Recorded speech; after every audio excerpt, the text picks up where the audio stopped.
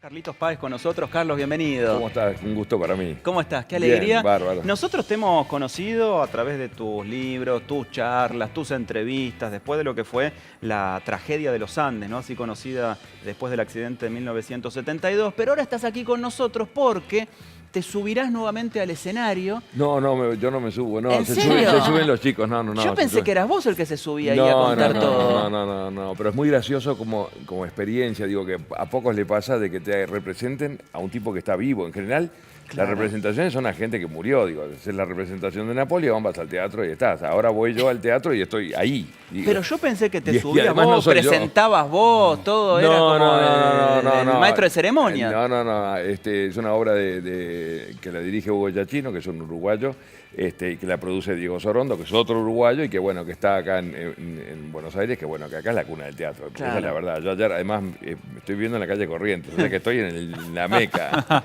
Claro. Encima Franchella me invitó enfrente al programa, o sea que estaba enfrente al teatro. Todo es el teatro acá. Qué bueno. ¿Y esto qué es en el Regina, va a ser? En el Regina, y los chicos han hecho un esfuerzo y aparte que son re fanáticos de la historia. No me preguntes por qué, pero ayer estuve con todos en el teatro. No sabés, todos quieren preguntarte. Yo le digo, pero no se dejen absorber por la historia porque ustedes tienen que agarrar un carril natural, digo, que es diferente a lo que es la historia, porque la historia la reducís y fíjate, 70 días reducidos a una hora. Tenés que agarrar algunos carriles diferentes. Claro. Pero ellos querían saber cómo era yo, a ver qué tal. Claro. Bueno, pero ¿y qué carriles agarran ellos? Bueno. ¿En qué fragmento de la historia se concentran?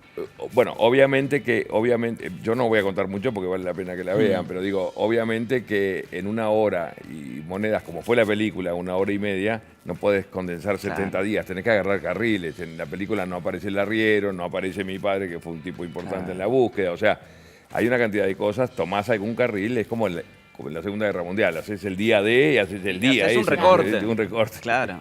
Estamos hablando, por las dudas de la obra, Sobrevivir a los Andes, así se llama, que está en este momento en cartel en el Teatro Regina. Ahora, ¿qué te pasa a vos cuando ves a alguien interpretándote, en este caso en el teatro, o lo que ocurrió con la famosa película? Y bueno, sí, la verdad que es raro. Claro, debe ser extraño. Pues es Debo ser imposible no honesto- compararte, ¿no? Debo ser honesto que es raro. Digo, es muy raro. Pero bueno, aparte te ves ahí, yo estaba, bueno, cuando la película, por ejemplo, yo tenía dos actores. Uno era Malkovich, que hacía el principio de Viven, mira qué actor ligué, digo. Claro, es mirá uno de los vos. top 10, ¿viste? Y después un canadiense. Y bueno, y el tipo se hizo indio y se mimetizaba conmigo. Le digo, pero no, vos agarrá tu carril, porque él quería ver qué. Yo siempre jugué mucho con el humor en la historia.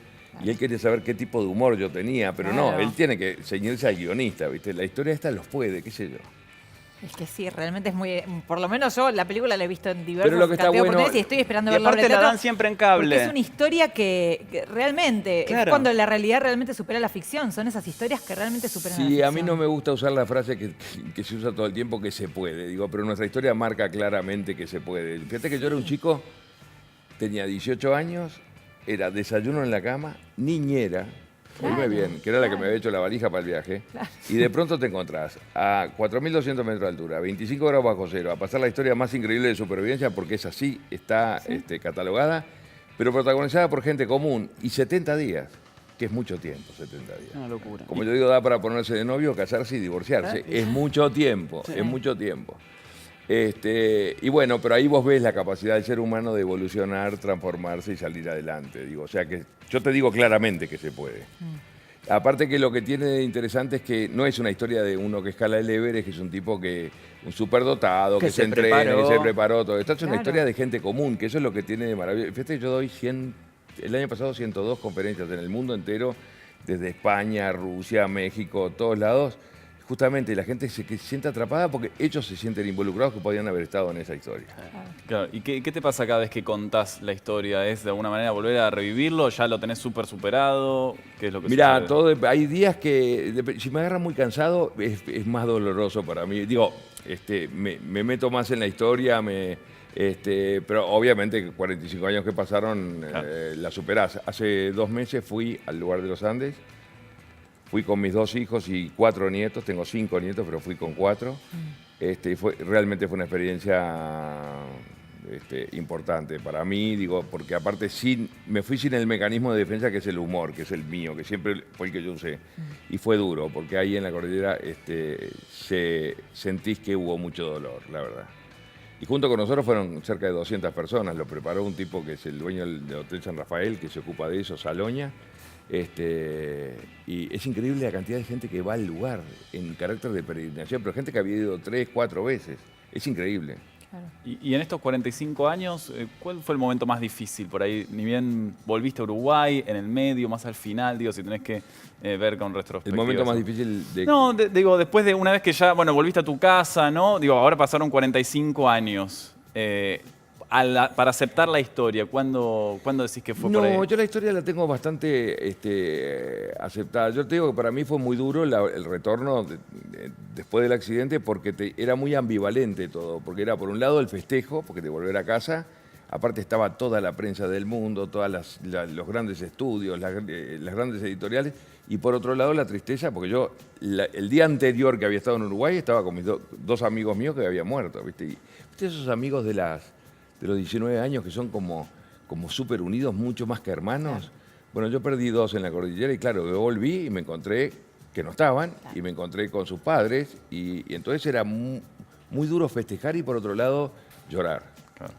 Ahí vemos imágenes de la película, la obra de Sobrevivir a los Andes, ahí en el Teatro Regina. En todos estos años, Carlos, llevas 45 años después de esto que ha sucedido, algunos menos dando conferencias por todo el mundo y demás. Sí. ¿Qué fue lo que a vos más te impresionó de lo que te han devuelto los espectadores? Vos sabés que en realidad todo... te hacen todas las mismas preguntas.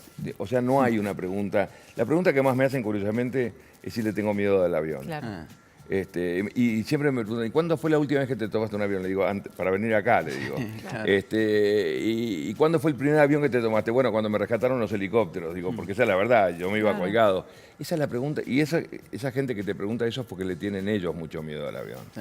El avión es un medio seguro, te lo digo. El más seguro del mundo, te diría. Sin duda, sí, sin duda. En comparación con un auto que no da miedo. Aparte yo voy, siempre que los pilotos saben que va uno de nosotros, te llaman para la cabina, porque los pilotos quieren saber la historia también de ese lado. Entonces los pilotos te explican todo lo que pasa en un avión y bueno, y realmente es un medio seguro. Y después de haberla contado tantas veces, ¿la tenés automatizada, le agregás detalles nuevos, le sacás? ¿Cómo lidiás vos para no cansarte de contarla? Mira, la primera cosa que hice fue aceptar de que es una historia que no es mi historia, ya es una historia que le pertenece al mundo entero. Digo, me tocó a mí contarla, viste, que así como los Beatles cantan Yesterday, bueno, a mí me tocó contar esta historia. Y donde vos vas, bueno, vine a este canal y acá tienen las imágenes, o sea, cualquier canal que voy en el mundo entero tienen todas las imágenes de nuestra historia, entonces ya no es una historia mi historia. Y a su vez, después de 45 años, la cuento como aquel chico de 18 años. Yo soy un apasionado de esta historia porque es un triunfo del ser humano, es un homenaje a la vida, es una lucha por la vida, y eso es lo que yo rescato de toda esta historia, ver el lado positivo. A mí cuando dicen tragedia, que está bien, tiene que tener un título, pero yo creo que eso fue lo que pasó allá. Después es cómo vos transformás la tragedia en cosas positivas. Claro. Eso te iba a preguntar, con los años, si le fuiste encontrando otros significados a cosas que ocurrieron en ese momento, si fuiste entendiendo con los años determinadas cosas que en ese momento tal vez no entendías o no sabías cómo lidiar y con el tiempo fuiste aprendiendo. Pero sin duda, imagínate ese chico malcriado y consentido, que no servía para nada, que ni siquiera Boy Scout había sido, de pronto te encontrás ahí y empezás a funcionar y te empezás a sentir útil. Para mí, y con una edad también muy difícil, eran todos adolescentes, eran chicos en definitiva. Y sí, estábamos de mocasines. Claro. Y yo siempre digo de mocasines de Guido, que todavía Guido nunca me regaló un par. Digo, bueno, ya es hora. Lo nombro, pero no hay caso, 45 años pasaron. Y 72 días con mocasines de Guido. Digo, qué bárbaro. Bueno, en el Teatro Regina pueden ver Sobrevivir a los Andes sin la actuación de Carlitos Páez, pero a veces está entre la platea, entre la audiencia. No, sí, obvio. Por eso. Obvio. Así que... Chicos, la verdad que me encanta que esta historia aporte. Digo, yo creo que aporta, a mí por lo menos me aportó mucho y a mucha gente. Si ustedes vieran la cantidad de mails que yo recibo por año, que recibimos todos los sobrevivientes, pero cerca de 10.000, de gente que cada cual te cuenta su historia. Que supera distintas adversidades. Porque en realidad cada cual tiene su propia cordillera. Vos tenés la tuya, yo tengo la mía, y no es la mía más importante que la tuya. Eso es así, digo, esta es una historia que tiene mucho marketing, pero cada cual tiene su propia historia. Y de lo que se trata es de mirar para atrás, pero para ir para adelante. Así es como yo la veo. Carlos, muchas gracias por haber venido. Gracias. Un gusto enorme. Gracias, Nicolás. Muchas gracias.